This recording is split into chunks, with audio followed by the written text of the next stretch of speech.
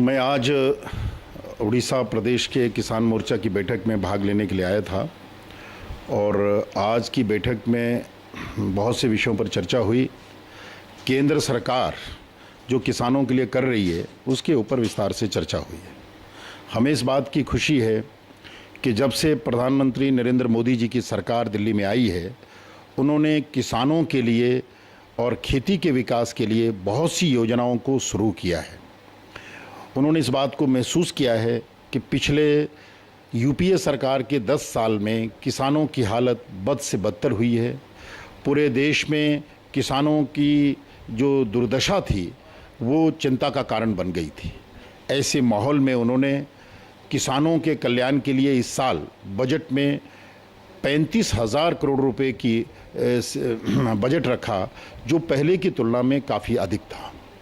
और इसके साथ साथ प्रधानमंत्री ने पहली बार सिंचाई योजनाएं जो लगभग प्रदेशों के स्तर पर लगभग बंद हो गई थी, उनको शुरू करने के लिए प्रधानमंत्री जी ने 28 लाख हेक्टेयर भूमि को इस साल सिंचित करने का लक्ष्य रखा है। उसके लिए बजट में प्रावधान किया है और इसके साथ साथ 20,000 करोड़ का एक फंड नाबार्ड के माध्यम से तय किया है। मैं समझता हूँ इससे पूरे देश में किसानों को लाभ होगा।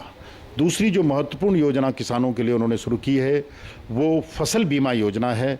फसल के अंदर जो नुकसान किसानों को होता था उसकी भरपाई नहीं होती थी।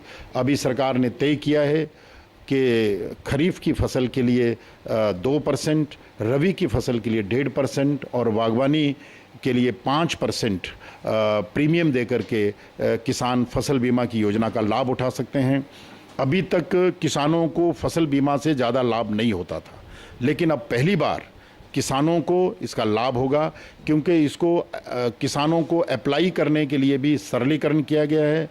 कंपनियों को हिदायत है कि 90 दिन के अंदर किसानों का जो नुकसान है उसकी भरपाई 90 दिन के अंदर की जाए और उनको कुछ अमाउंट उनकी रिपोर्ट दायर करने के बाद किसानों को मिले।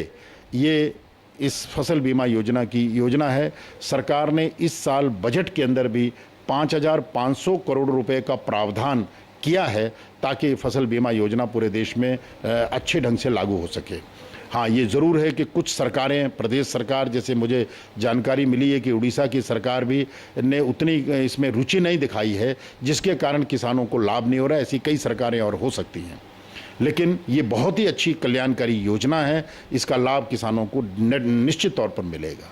इसके साथ साथ सरकार ने सॉइल हेल्थ कार्ड बड़ी मात्रा में पूरे देश में जो पेस्टिसाइड्स खेतों में डाले जा रहे थे, उनका किसानों को अंदाज नहीं होता था कि कहाँ कितना डालना है और कौन सा डालना है और किन तत्वों की खेतों में कमी है। सरकार ने निर्णय लिया कि हम इस साल 1,84,000 किसान 1 करोड़ 84 लाख किसानों को इस साल और 2017 तक सरकार चाहती है सभी 14 करोड़ किसानों को सॉइल हेल्थ कार्ड दे दिए जाएं, ताकि किसान अपने खेतों के अंदर ज़रूरत के हिसाब से उर्वरकों का इस्तेमाल कर सके। इसी तरीके से सरकार ऑर्गेनिक खेती को भी बढ़ावा देना चाहती है। मुझे जानकारी मिली है कि उड़ीसा का बहुत सा एरिया है जो किन्हीं कारणों से अभी तक पेस्टिसाइड से उसका उपयोग ज़्यादा नहीं हुआ है। तो ये अपॉर्चुनिटी है यहाँ भी कि इस प्रदेश को ऑर्गेनिक स्टेट बनाया जा सकता है। उस दिशा में प्रदेश सरकार को भी आगे बढ़ना चाहिए और इसका लाभ लेना चाहिए।